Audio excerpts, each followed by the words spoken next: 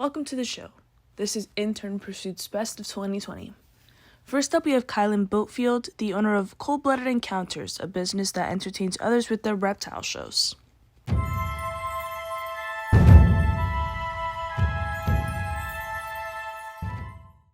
Now, you are all about reptiles, and you've brought some in the studio with us. And I wish we had done this as a behind-the-scenes thing. That giant frog you had on the table, It jumped and hit the floor. Yeah, he's pretty strong. But yeah, he's an African bullfrog, or they're also known as pixie frogs. They can get up to 5 pounds right now. I'd say he weighs close to 3, so he's not even full grown yet, but he is pretty big, pretty. Look awesome at that frog. back leg. Okay, now Hold it up. you got to do like a Lion King thing. Position you in the camera. Yeah.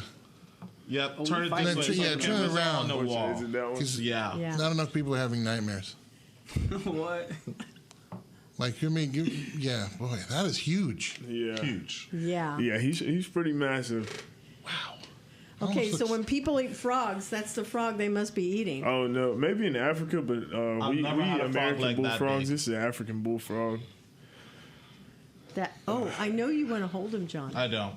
And that's his pride. Oh my gosh. Yeah. So you said he came from Africa. How much does a frog like that cost if you're trying to buy it as a pet? Do you know? In the pet trade, I paid about $250 for them. Some people can find them for cheaper. Some people have them for more expensive. I've seen them up to $500 for these frogs, about this size. So, yeah, it's pretty pricey. What does he eat? He eats everything. I feed him mainly rats, and then live. Yeah. Live like rats. little rat pups. Like that are just the babies, crawling. like just born babies. A couple weeks old. Okay. But yeah, he eats a lot of rats, because they're high in protein. But he also eats. I like to substitute it with a lot of insects, as in like crickets and roaches and stuff like that as well. But he can eat anything. Like now, I remember when I first met you, you told me that this frog has teeth. We were talking about it off the air. So for our listeners, what kind of teeth is it? I'm picturing a full human set of teeth in his mouth. No, now he's one of the only 2 species of bullfrogs that actually have teeth. They just have like 2 teeth up top and then 2 teeth up on the bottom of the front of their mouth, just like to grip their prey. And it's just like 2 fangs just sticking out. Are they poisonous? No, they're not poisonous. But they just have a mean bite. They have a pretty crushing bite. I bet. Another question here about, he's just like moving all over the place. Whoa. Okay. Yeah. Did you get scared over there? I did jump. I did jump a little bit over here. Yeah. So, you told me how much he weighs, but does he have a friend? And does he like other frogs? Does he eat frogs? Yeah. That's about the only liking he does. He likes females and he likes to eat frogs. You mean just women? He likes any female? Yeah, well, female frog. Yeah, he loves people. But yeah, he's he eats frogs. Yeah, they're cannibals. So he don't have no friends because he eats whatever can fit in his mouth. Okay, so Ayana's a little bit squeamish over here, so she's thinking he's going to come and jump on her. Oh, no. Yeah. He's a nice guy. He's just going to sit there and hang. He might turn into a prince if she does come over here. Oh, wow. You have to. Girl, yeah. You have to. You have to hold him now. I think I can put one on my fingers and then... Like a quick touch? Oh, no. So, he's like all over the place. How do they... They're in the wild. How would, other than like hopping away, do they have any defense mechanisms or anything? That's a good question. Yeah, really, it's just their bite, and they just try and get away as fast as possible. Like, diving off into the water. So they'll sit real close to the riverbank. So, yeah, that's about it. Hopefully they see their prey before it sees them. I'm going to help He's getting excited. He's going to do some tricks. Well, he hops out of the box, so that doesn't help. You got to put the lid on. But he'll jump out. So they have a little bit. Just so he doesn't hop out of the box, I'm putting that lid on there because he was looking like he was pretty happy to be free. Yeah, he was just trying to go find a hiding spot. Really? Yeah. Can he hop? How far does he hop? Yeah, he can. They can hop about 5 foot. Like, Oh, wow. when they're really trying to get away from something, or if they see prey, they take off. Wow. So, yeah. Okay. I'm going to scoot back just a little bit. He's locked up now. He's in his cage. Well, he could be. He's huge, though. He's probably pretty strong. So I'm not, let's make we'll be safe. I don't want to get bit by him. But he's friendly. All right. He's friendly, though. So I'm not sure how far I'm reaching with these questions, but can you get warts from frogs? No, that's a myth. You can't get them from frogs. Yeah. I remember in elementary school, I won't say any names, but this girl always had warts, and it was because she said she always played in the dirt with frogs and stuff. And I was convinced ever since then. I don't think it's because of frogs. I think it's the dirt. Probably the dirt. Is it the dirt? The Yeah, dirtiness. it's something that's in the dirt that's some kind of a Like micro. she would play with the tadpoles and everything. I don't think that has anything to do. I agree. Just think It of has it. nothing to do with it. Yeah. It's a skin abnormality. Maybe I don't. Sensitive skin. Yeah. Yeah. Well, that's a pretty brave girl there that she was. She was. Playing with that. I didn't mess with her. Okay, I He didn't want to understand get why. warts. Frogs are friends. So aside from eating, how frequently does he get to go outside of his box?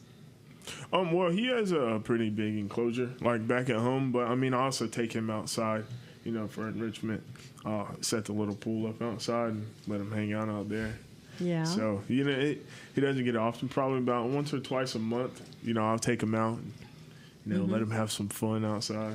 So tell our listeners what enrichment means in reptile talk. Enrichment is just like just exercise and stuff that they can't necessarily do in the confinements of their enclosures. So anytime they get more area, they'll always hop around more, or he gets more space to swim, or things just like going through the grass. For snakes and lizards, like they love that. It's like making an animal feel like they're In their nature. habitat. Yeah. So Yeah. you try and give them fun stuff to do outside the enclosure. Well, how big is his cage at your home? He has I think it's like a 30 by 20 enclosure, because he'll sit in one spot the whole time. He'll sit in that one hole, or he'll get over in his water bowl, and that's about all he does. Yeah. Oh my goodness! So is it like a fish tank, or is it a wire cage? It's an aquarium. Oh, okay. Aquariums are they're better for them because they're glass, so they can't sit there and rub up against it like screen cages or like some metal or. That could hurt them. That. Yeah. So if he's in there, does he like to be in water, or is he a land frog? He likes to sit in his water around the time that he sheds his skin, but he also will just sit in the real moist spot of his enclosure. So I would say about 75-25 for mostly land, but it has to be real dang near marsh type. So I know we went right into the frog, but we didn't talk about why you started this business and how it all came about. And you guys are brothers. Yes, So, ma'am. why don't you tell our listeners because this is always about an entrepreneurial story here. So what is the story about why you created Cold-Blooded Encounters? And just so our listeners know, these animals go to schools where there's children because none of them are poisonous, so it's not, maybe it's cold-blooded as what we're thinking, like it's going to harm us. Yeah, it's cold. They're cold-blooded animals, but Right. yeah. So basically, ever since I was a kid, I always liked catching snakes and lizards, everything around the house, because I lived in the woods. So I would catch all the animals I could. Grew up watching Steve Irwin and Jeff Corrin and all them. And as I got older, I started to like snakes more. And the more that I started to like snakes, I liked big snakes. I was like, man, I want to get the longest snake species in the world, and that's a reticulated python. So I was like, okay, I'm going to get a reticulated python. And then I was like, man, I got to get a permit just to get this snake. And then in order to get that permit to have that snake, you have to have a reason. And in the state of Florida, it's for either breeding or educational purposes. So I was like, okay, I'll just start an educational business and just share my love with the rest of the world, and just try to change some minds and change some lives. And my little brother, he's always been around like around me when I do stuff because we grew up together. He's a couple years younger than me, and I was just like, hey man, you got to help me do my shows and stuff because he likes to come over, hang out with the animals and stuff all the time. So it's just fun, having my little brother tag along with me to go do my shows and hang out with my animals. Is your house zoned residential or commercial? Because you have a ton of animals at your place. Yeah, it's zoned residential, I guess. It's in what you call a rural area. Mm-hmm. So yeah, so I can have all my animals and stuff. I have my business, but I don't really have people come. It's like my private collection that I take around to like schools, and I go to churches, and I even do like photo shoots and stuff with my bigger snakes. Wow. What is the longest snake? Okay, I'm going to let you guys ask questions too because I'm see totally you're interested over there. Yeah. What is the longest snake that you have? The longest snake I have is my reticulated python. He's still a baby, so he's about 8 foot right now. 8 foot. Yeah, he's about 8 foot. 8 feet. Guys. When he grows, how long is he going to be? I mean, the longest snake ever recorded was a reticulated python, and it was like over 33 foot long. Wow. How long is your house? In captivity, they get about 25 foot long. See, I imagine that, and I imagine. Did you watch the movie Anaconda back in the day? Yeah. That's what I imagine. Is that what's going on? No, that's what most people imagine. Those are like 40, 50 foot long snakes. They don't get that big, but. I think 30 feet is a pretty big animal. I mean, yeah, it is. That's like the hallway. He won't get that big, though. He'll get about 20, 25 at the max. I'm curious, take me through or take us through a little bit of what's a show like? Some kids lining up, you got them captive. What are you subjecting them to? That's a loaded question. What do they get to witness and see and enjoy? An encounter? Just a variety of animals. We can either do like a booth type setup, as if we're a vendor. We can just have a whole row of animals like on our table, and then they can just come by and see each one. We'll have snakes, a couple different snakes, a couple different lizards. We have a scorpion, frogs. I'll bring about 10 to 12 different animals depending on whoever what they want me to bring out. They have tarantulas too. Yeah. Wow. And tarantulas. And I imagine all the kids will hold them, or if you go to churches, the elders are going to hold. You wrap a snake around the pastor and stuff like that? No, not yet. Actually, yeah. Like a youth pastor, he did have me come out and do a show. I'll do that. He was all for it. Yeah, he was all for it. Right on.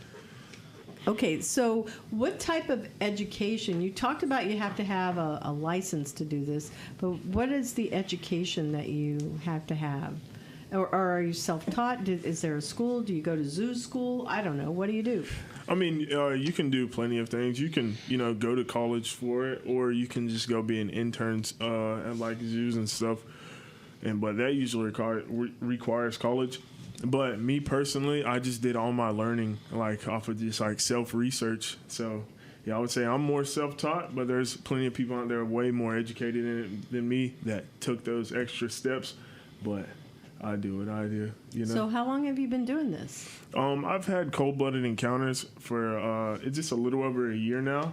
But reptiles, it's been my hobby since I was a kid. I always had something. So. But just as I grew older and that passion grew, so did my collection. Oh, my goodness. Everyone always hears the stereotype, don't work with family. And family, don't mix that business and personal relationship. What do you guys think about that? How's work been? It's great. Yeah. We don't ever really fight when it comes to events and business because it's business. If we try to throw some family stuff in there, it's not going to work because you got to focus on business and business only and then get to the family stuff after everything's done. It's work. That was Kylan Boatfield, owner of Cold Blooded Encounters. Next up, we have Lakeisha Womack. Lakeisha owns several of her own businesses, her own radio talk show blog, and has published 15 books.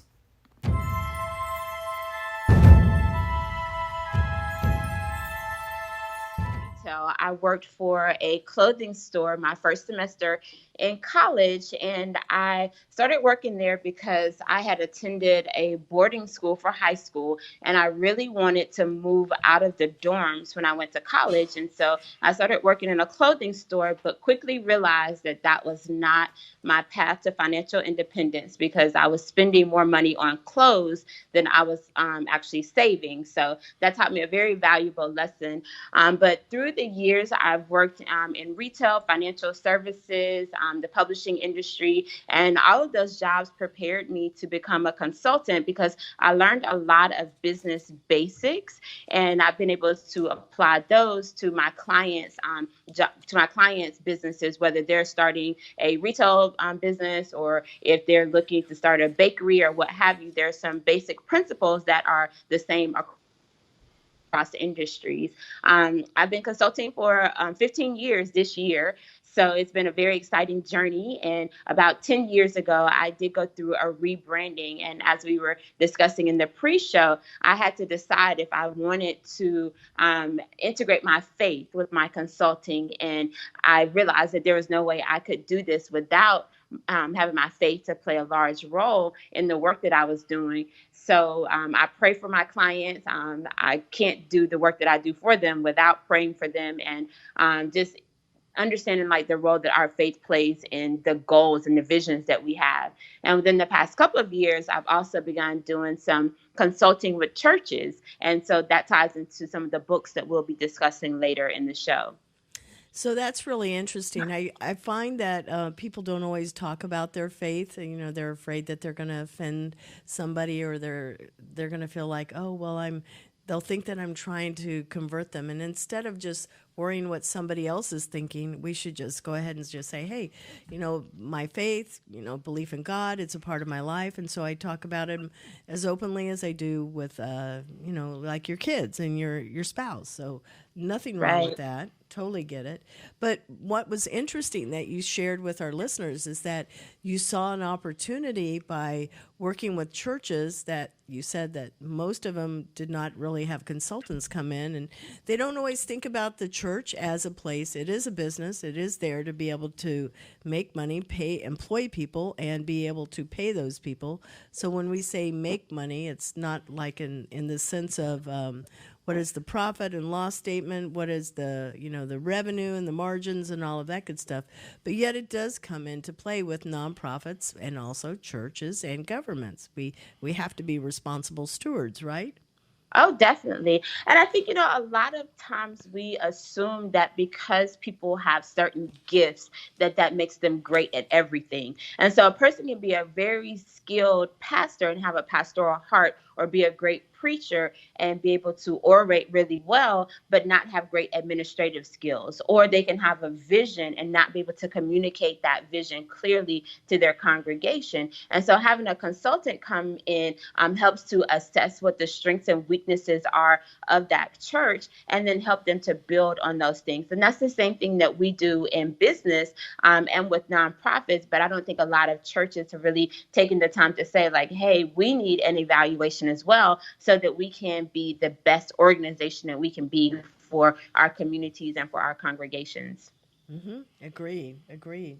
So when you started working with a church, and I really like this whole conversation that we're having here, was it with your own church, or did you reach out and another church brought you in? How did that happen? It was actually another church that brought me in. They saw what I had been doing with businesses, and they said, hey, do you think you can come and help my church? And so I said, sure. And much like working with businesses where you think that the growth strategy is going to be, you need to go and get more customers, you need to go and get more people. The same issue was true with churches. It was about figuring out how do we retain the people that we already have and make them more loyal to the organization so that they do word of mouth advertising for us. And a lot of times churches kind of miss out on that. So they're so focused on doing outreach that they're not doing a great job of servicing the customers that they already have in their congregations to the point that they go and bring more people in. So it was very interesting to be able to apply a lot of the business principles in a spiritual space. Mm-hmm. I agree. So did you go to college? What was your major if you went? Yeah, so I got my undergraduate degree from Vanderbilt, and it was in political science. And following graduation, I actually worked on my first campaign as a campaign manager. And I'm very proud to say he is in the Tennessee General Assembly to this day. So that was definitely one of the highlights of my career, working with Reverend Harold Love. And he's actually a pastor who ran for a state house position that his father had previously occupied. Vanderbilt. I've always, wow. You throw that college name out there, that's those Ivy League schools. That's awesome. That's one of those places that I go, ooh, I'd like to go and tour. Tell me what Vanderbilt is like, because I live vicariously through others. Vanderbilt was a great experience. I wasn't one of those who knew what I wanted to do with my life. And as I mentioned earlier, I went to a public boarding school. I'm in Alabama. We have the School of Math and Science system. And most of my friends were going to into engineering, or they wanted to be doctors. And I really had no clue. And so I figured at that point that it would be best if I went to a top 25 school, because once you kind of throw those names out there, like, no one really asks, like, well, what was your major or what was your GPA? Like, they just assume that you know what you're talking about. And it has served me well these past 20 years having that on my resume. But the campus is absolutely beautiful, and the knowledge that I gained, and just like the level of academic rigor that we went through, has really helped me in my writing ability and my presentations, and just my ability to navigate the business world. And I don't think I realized it at the time, just how prepared that experience made me for all of the things that came after graduation. That is so true. So Vanderbilt was founded by the family. So is it a women's school? I believe it is, right? No, it's not. It's a private. Yeah, it's a private institution. Okay. So that's really interesting. So how did you, aside from working with churches as one of your demographics, what else? Because you and I, part of how we actually connected was the fact that you had a lot of interest, I had a lot of interest, and I went, okay, radio show, gaming, consulting firm, movies, in this case, videos and games for Cat 5 Studios. Those are my things. But let's talk about all of that, those interests, and how were you able to segment them and get them so that they are actual revenue streams? Yeah, that's really interesting. So when I actually started my business because I decided to have a baby, and I wanted to be a stay-at-home mom, but I knew I needed to work. And so I started consulting, and it was really just a habit where I was helping people that I knew with various projects. And, they would give me money, but not, substantial, income, but they would give me money for my services. And then I started to realize, like, hey, I could make a business out of this. And I had a friend who was in graduate school at Vanderbilt. He's working on his MBA, and he was consulting with one of the top 4 firms. And I had no idea really what consulting was at the time. And so he was like, I go into companies and I assess, how their operations are, and I help them to improve their operations. And I realized at the time, and again, this was 15 years ago, that there was really no one doing that for small business owners. And so I decided that I wanted to help small business owners figure out how they could operate better and how they could scale. Because a lot of times people who start small businesses aren't able to get financing. They're not able to grow because they don't have a solid foundation. A lot of times they're just doing the best that they know how. Like, they had a great idea and they started a business. And so I committed myself to working with small businesses so that they could operate like a big business. Even if they only want to have 5 or 10 employees, they can still have the presence of a larger corporation. So I started doing that. And then it gave me the freedom to do a lot of the other things that I just really enjoy doing. So I started my Blog Talk Radio show just because I was interested. I actually started talking about relationships just because I was interested in the topic. And from there, I wrote my first book and realized like how easy it is to self-publish. And so since that book, I've written, I think, a total of 15 at this point.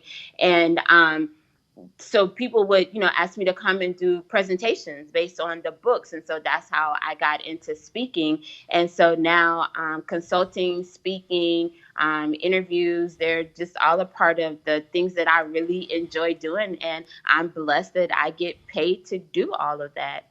That is so cool.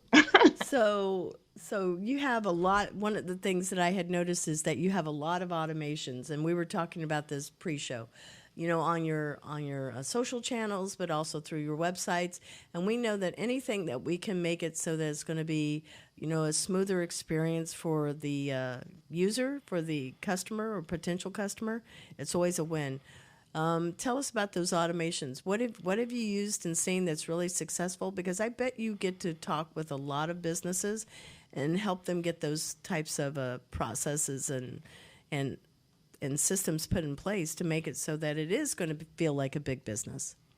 Oh, definitely. And it's very interesting because I also do self-publishing consulting, and I edit books for clients who are interested in self-publishing. And right now I'm working on shameless plug for one of my clients, Sterling McKinley. And he's actually writing his book on artificial intelligence and the role that it plays in business. And it's just really interesting. As great as I thought I was at automation and what we've been talking about, the future of automation is just so amazing. And some of the tools that I'm currently using on my platforms are scheduling apps. So Acuity, Acuity, is huge for me. I use that calendar for pretty much everything. You can schedule if you want to have classes, if you want to do like 15-minute coffee breaks, if you want to schedule consultations, and it allows people to pay you through the app. So that's huge for me because it takes the guesswork out of trying to find time for people to meet with you. I also use Printful, printful.com. For merchandise that I sell and that I recommend for my clients who want to have online stores, because they do on-demand printing. So instead of if you have a t-shirt design, instead of you having like 100 t-shirts in your basement, as orders come in, you're able to go to their website and place the order, and they do white label shipping. So they ship it with your label, your tags, everything on the merchandise. So if you want to do t-shirts, coffee mugs, that type of thing, Printful is a great platform for that. MailChimp is great for me because whenever people sign up for my e-newsletter on my website, it sends them an automatic welcome email. So I'm not trying to, keep track of every person that subscribes to my email list. And then I think like Amazon is probably like the next biggest one, of course, for books. Instead of having to ship books to every person who wants them, unless they want an autographed copy, then, being able to send them to Amazon to make their purchases, and then I get paid through Amazon. So I think those are probably the top platforms that I use. That was Lakeisha Womack, author and entrepreneur. Next up, we have Ashley Hart, owner of the company She Plays. She Plays is geared toward drawing attention to women's sports leagues in an attempt to continue to overcome women's inequality.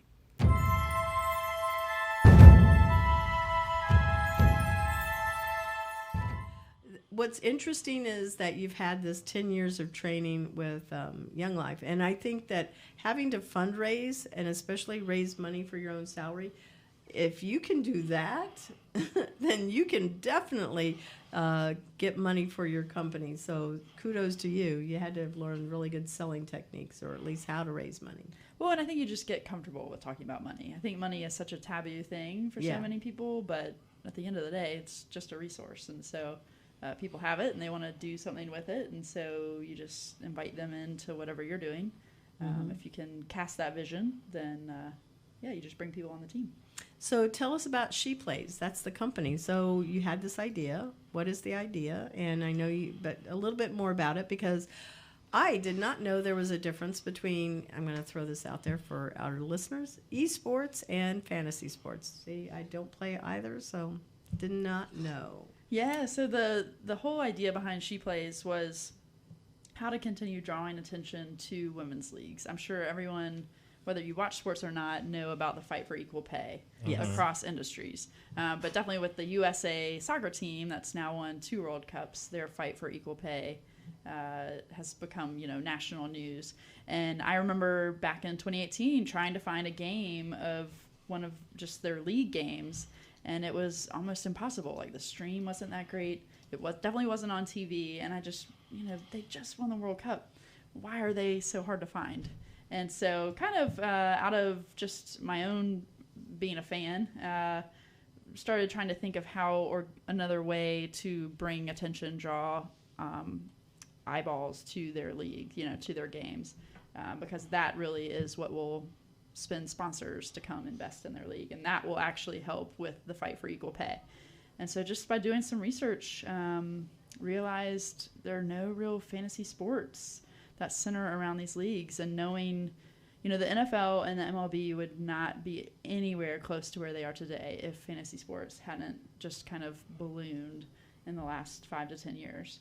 So, why not bring some of that awareness and engagement to women's leagues was where it started. So we are the first U.S.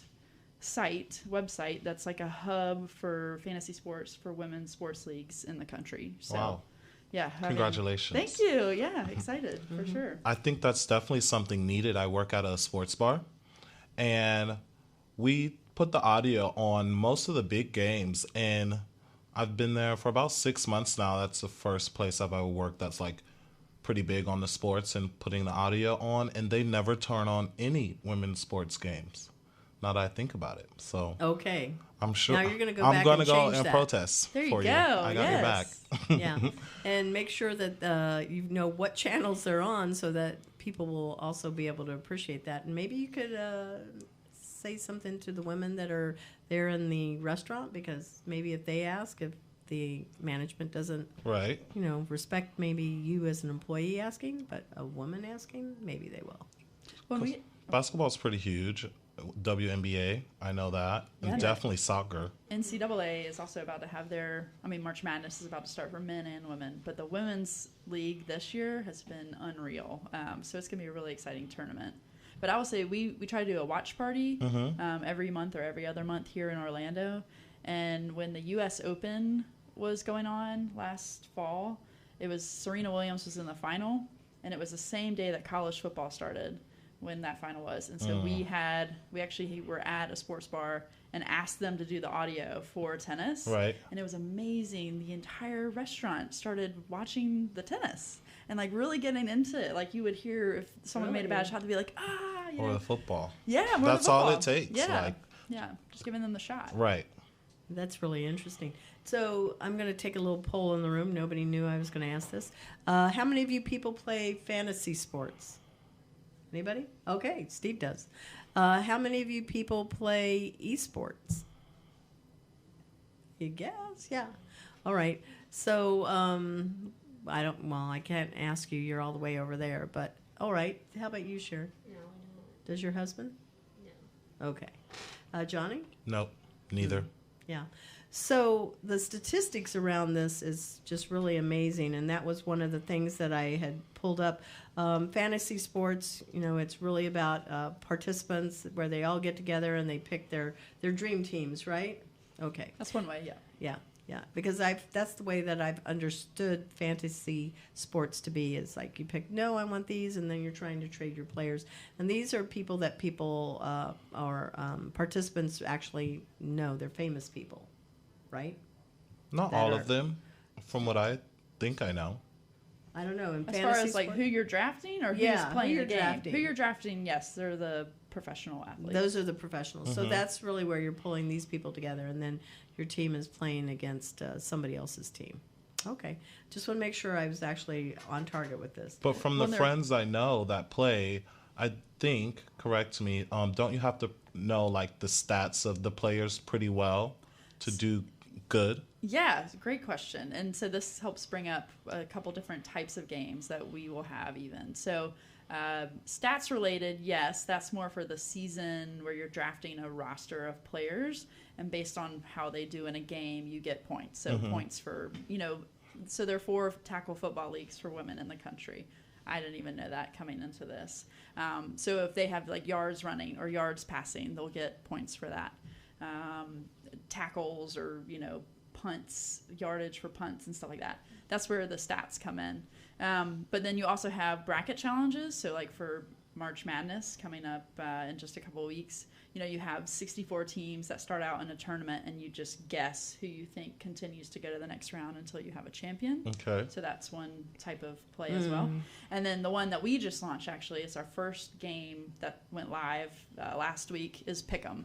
And so that doesn't require stats either. It helps, always the more you know, the better shot you have. Right.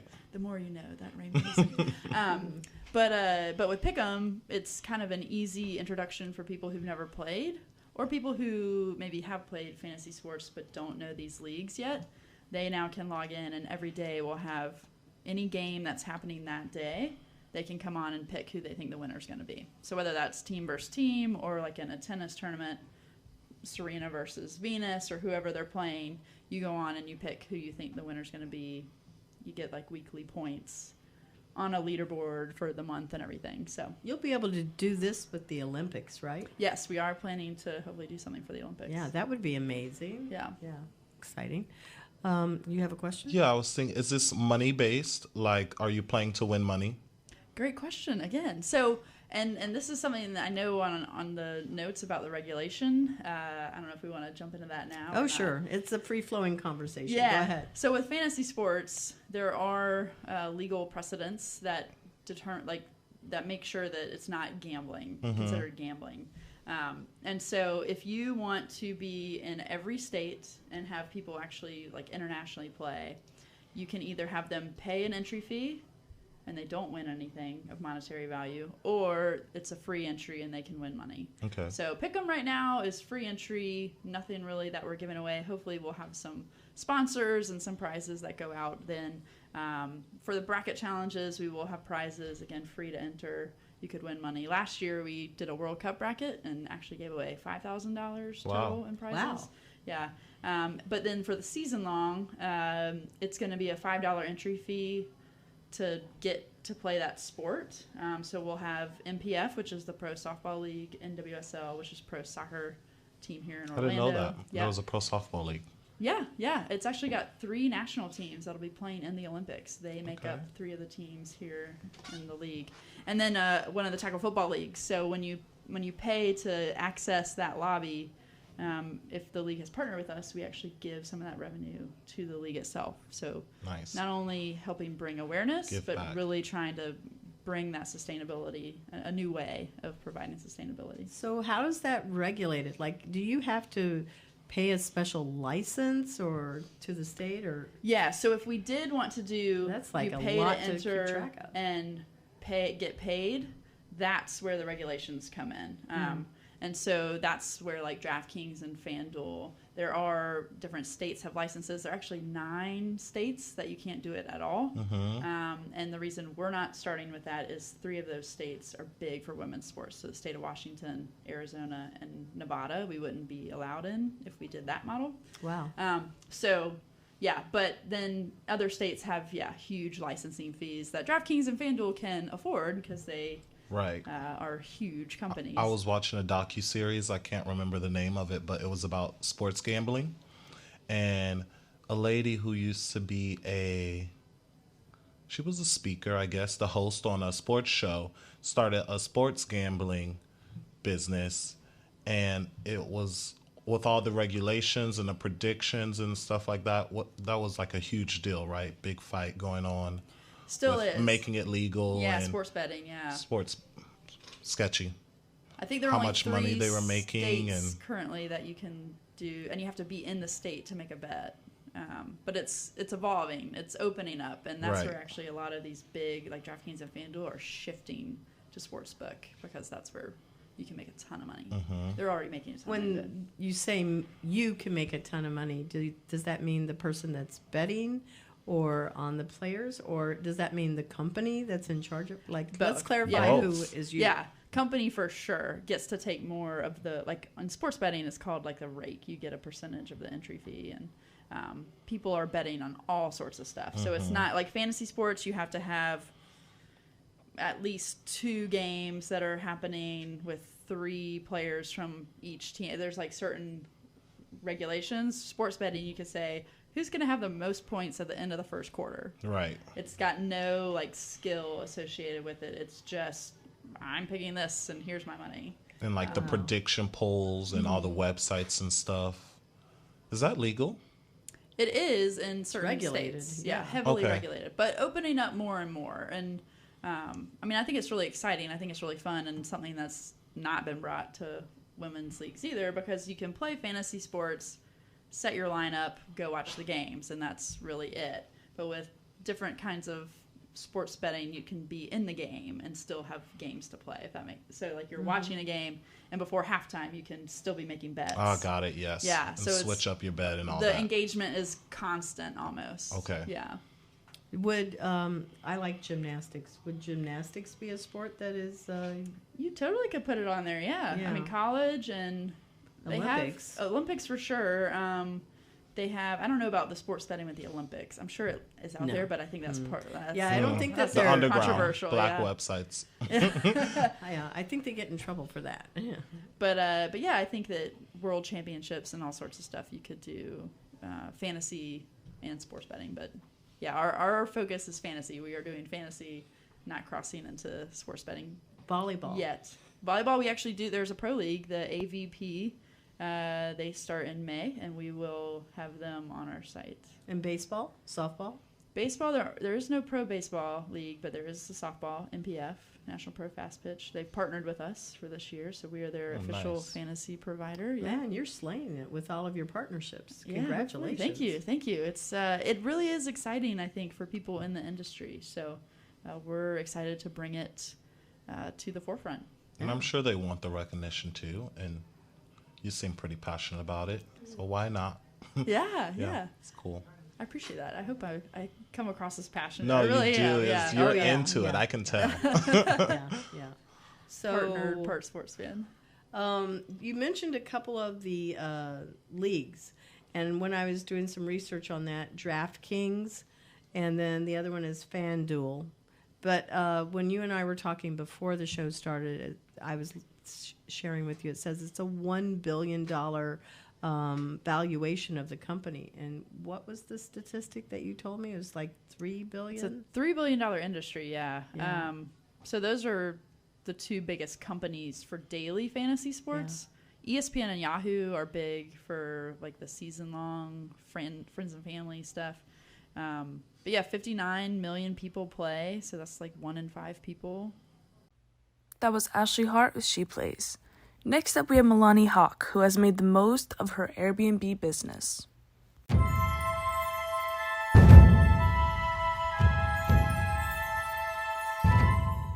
I remember that there's some kind of a law. I'll say it's a law or a tax deduction, and you have to be careful with that kind of stuff. Is what I understood. I really don't know enough about it to speak about it, because you can own a place, but then when you turn around and you're renting it out, like how you would be doing, you're renting a house and then you're renting it out to somebody else. Is there anything? And you may not know. That's okay. Tax-wise, that you have to be careful about? Does that? Good question. There's tax-wise, but also just pure, like they don't allow it in some places. So you have to be smart about it. You have to look at the cities that are actually allowing it. Like in Raleigh, they recently passed something that you have to, it could be a bunch. So we won't just talk about Raleigh, but maybe you have to live in the house for 6 months out of the year. Maybe you have to live in the house all the time and you can rent out a room. So there's all different things. But sometimes people hear that and they're like, oh yeah, can't do it. No, like figure out what the rules are. For me, because I knew Raleigh had been talking about doing that for about 5 years. So I always knew, okay, so don't go in Raleigh. But my first few properties were right around Raleigh because I knew people wanted to visit Raleigh. And so just be smart about it and do your research of what cities allow it, which, if you have an HOA, which HOAs allow it. Try to find properties that don't have HOAs. Or like in Asheville, you have to have a permit. And I hate it. So I teach an online course and I coach people on how to get into Airbnb investing and how to step-by-step go. And like, it makes me sad when some of my students are like, oh yeah, I looked and they require a permit. And I'm like, okay. And they're like, well, so why is that a problem, right? Yeah. Like, why is that a problem? Well, I don't know. And I was like, how much does it cost? Well, I don't know. Well, let's look at, like, it's not going to be an easy, like, this is not a easy, I'm making millions of dollars. Like, this is, you still have to do your research. You're starting a business, right? Yeah. So, and in that case, the permit was only $100 per year. So you just have to know your rules. You have to look at your regulations, and it makes sense because, you know, the county or the city wants a piece of the action. So yes, pay your $100 a year or whatever it is. So just look at ways that it still is a valid market. So, you know, that makes total sense. So that's because how I got into Airbnbs. It makes total sense because, like, you have to get a business license, you have to get permits for a business. So it's not really, I mean, they probably have to do that, but it's still just an additional expense, and $100 is nothing. That's like so doable. I am inspired by this whole conversation because I don't have a house. I don't own a house, but I'm going, okay, so I can do it with rental. So that sounds cool. Yeah. Yeah, you can do it with rentals. And, you know, some to the point that, like, my husband and I, next year when our kids are a little bit older, we'd like to go and travel the world together and take our kids out of school and homeschool them and travel the world. And the idea that I can rent out my house and all of my houses, and then when I come back to the US for maybe a month, we can just pick which one of our Airbnbs we want to stay in for the month, and then we'll go back out, you know. So there's just really so much potential with this style of living. Yeah. I'm in. So yeah, so I'm down. So then the Airbnbs. So then the Airbnbs, and I want to be clear, I don't run 100 Airbnbs. I don't have a ton, because Airbnbs is not actually all my income, right? So this is just one stream of income. My goal is for my properties to be averaging $1,000, that I net $1,000 per month per property. Now that's according to my area. Now some areas you can do better than that. Some are worse than that. I would not invest in any area that you don't hope to make at least $700 net per month. But I know that I just want $10,000 to $15,000 per month coming from this stream of income. Okay, so as an investor, you've got to think, okay, what other streams of income do I have? And this is just one stream of income. So some people are like, well, are you going to go bigger? Are you going to go to 50? Are you going to go whatever? No, I like to be under 20 just to have that stream of income. And that is easily manageable, that I don't have to I do outsource part of it, but I don't have to outsource all of it. And so the numbers still make sense. But Airbnb is just one thing that I do. I still, you know, I'm a paid public speaker. I run my podcast. So I go in to train corporations and on how to effectively use their time. So this is just one avenue, but it's been an awesome avenue that's been able to have my husband leave corporate America. So that's awesome. So yeah, just some ideas of it's such an easy way to get into real estate that, you know, sometimes when I tell this story, I talk about how, you know, during my ambition hangover, that I had like set this goal of I am going to climb that mountain right there. I can see it. And as soon as I was going to get to the top of the mountain of flipping houses, the view was going to be so amazing. It was going to be amazing. And I had the courage that I had finally gotten to the base, and it took my son being diagnosed with cancer for me to even get to the base of the mountain that I wanted to be on. Right. Well, then once I had the courage to start climbing the mountain, I had all the ambition, the energy, the adrenaline getting me to the top of the mountain of, I'm going to be an award-winning real estate investor. I'm going to be this. And I got up there, And my husband likes to say that about this point, when I was getting to the top and I was starting to see the view, but also wondering if the view was really what I thought it was going to be, that an avalanche hit. And that avalanche came in the form of lawsuits and drive-by shootings and sexual harassment from the neighbors of people who were coming to try to buy our houses. Yeah, big challenges, right? But when that avalanche happened, once I dug myself out, it was like, okay, what are my options? My options are to keep on going to the top, but I don't know if the view was what I wanted. I could go back down, but I was so afraid that if I went back down the mountain, that I would be stuck at the bottom again and wouldn't have the courage to get back on a mountain again. But then I like to say that at that point, I noticed that the avalanche had fallen and like made a path or like a bridge over to another mountain. And as I looked over to that other mountain, it's almost like I saw a whole valley of mountains that had opened up that I didn't even know were there when I first just saw the mountain of flipping houses or real estate investing through flipping houses. But it wasn't until I got up that mountain that I saw all this beautiful valley of different mountains I could be on. And I love that avalanche, I look back at that avalanche time of my life, and although it still made me nauseous for a long time to think about, I'm almost grateful for it because it was the bridge to get me to where I am today.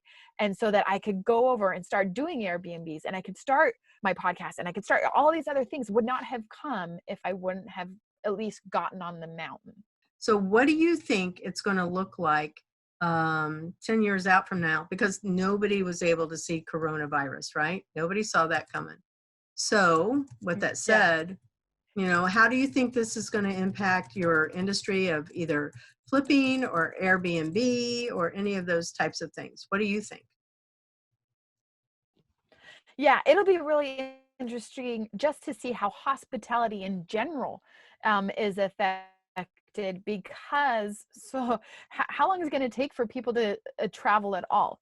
Now, for me, how I say I don't recommend starting with a house you own unless you already have it, but don't go and buy a house. Okay. One of my other things that I recommend is for your first property is to do it in a place that is not a vacation centric location.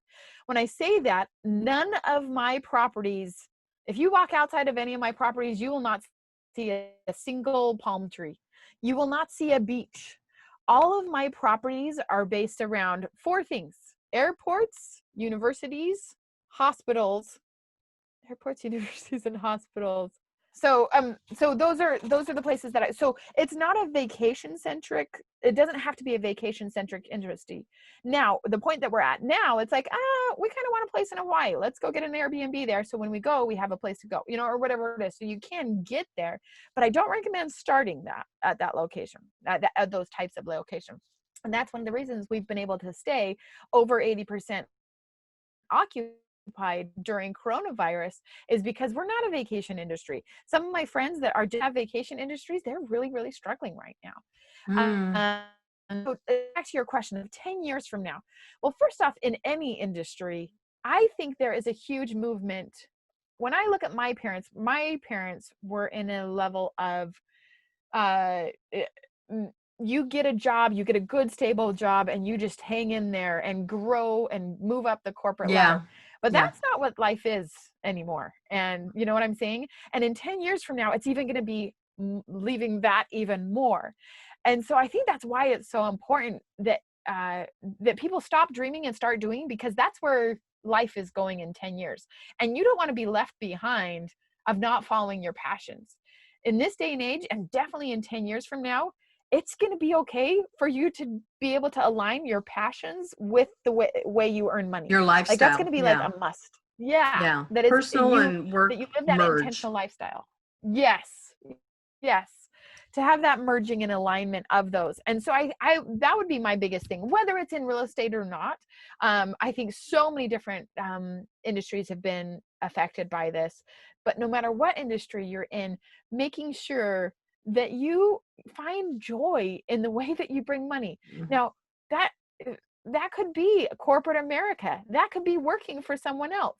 I don't want you to think that you're listening to me and saying, in fact, one time I went and spoke at somewhere and they knew I was coming, and she came up to me afterwards and was like, I love you. After the last time I heard you speak, she had heard me speak a few months earlier. She's like, I went and I left my job the next week. And it was, I did it. And I was like, oh, can you get your job back? Like, what's going on? Like, no. So I don't want you that I'm saying providing is not important. Let me just go voyage as a millennial or whatever it is, right? But no, like be smart about it, but don't be afraid to chase your dreams and do what you need to do to make your dreams part of the way that you make money and find, it's part of the story. So that 20 years from now, I think that people, just like what you're saying, I think that they're still going to be traveling. They're going to be working remotely, especially now. I mean, that's going to be a given that people will do that. But there are also those that like the being rooted, having a home base. So the ability to use a home as a place where you can kind of travel. It used to be that people would have timeshares, right? And it's, I guess Airbnb is a bit of a timeshare variation, just cooler name. So definitely. It probably hasn't changed that much, just the name of it and a little bit about what it looks like. But I really think that it's going to be a much more trending industry and something that millennial and Gen Z will totally embrace. Before coronavirus, and I hope we get back to where this was, but I felt like so many more people were having that work from anywhere mentality. Of whether you're a graphic designer or whatever, that work from anywhere mentality of, you know what, I want to go spend the next 6 months in Spain and work from there or whatever it is. And Airbnb totally aligns with that. Like one of my friends that I just had on my podcast here recently, she has lived in 7 different countries and she has 5 kids also. And they've lived in, Kuala Lumpur, they've lived in Dublin, right now they live in Australia. And what you were talking about, she felt like it's been fun, we've traveled the world, but I wanted a home base. And so they came back to the States and bought a house just to have a home base. They lived in it for 3 weeks and then they moved again, but they just like knowing they have a house somewhere. So I teased her because she, that's her only Airbnb right now, but she's like, but I didn't want to get a 1-year renter in there because what if I want to come home in 2 months? Like, what if I want that grounding? And so being able to be an Airbnb host provides that as an option. Yeah, I definitely see that. And I really think that that's going to continue, like how people can rent out their garage if you need a place for storage. I mean, people are learning how to live, I think, a minimal lifestyle because of that. Minimalist, for sure. Tiny houses are popular. You can live anywhere and just really taking what you need, not everything that you think you want. It's just stuff. And if we leave the stuff behind, we're focusing on the experience, and the experience is who we're with and where we are. Anyway, okay, so what would a typical day look like for an intern to work with you in your business? Oh, I love that. And I have loved my interns. When I was flipping houses, I had interns. With Airbnbs, I've had interns. And the answer is like so many different things. And my interns have done anything from help me set up Airbnbs, and like sometimes they get some not fun work of like, or when I am flipping houses, they have to help me. A lot of the houses we flipped were nasty, really nasty clean outs. Quarter houses that we had to clean out. And so I would have my interns help me with the clean outs, but they were memorable. And because I like to work side by side on that, because I don't want my interns getting injured or anything like that. Or at least with a member of my team. So it goes anything from like grunt, like yucky work like that. Mm-hmm. But then also, I've had them create commercials for me for my speaking business, and also commercials for Airbnbs.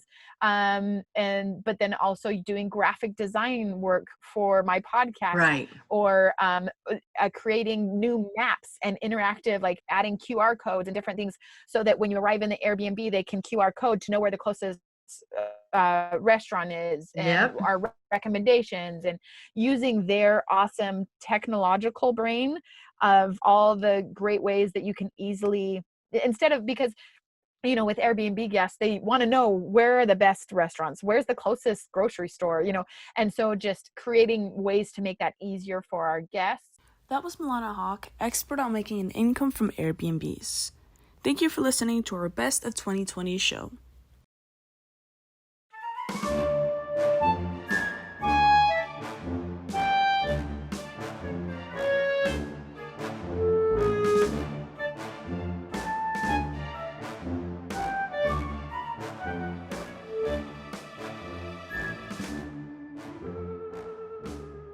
The Intern Whisperer is brought to you by Cat 5 Studios, who help you create games and videos for your training and marketing needs that are out of this world. Visit Cat 5 Studios for more information to learn how Cat 5 Studios can help your business. Thank you, Cat 5 Studios.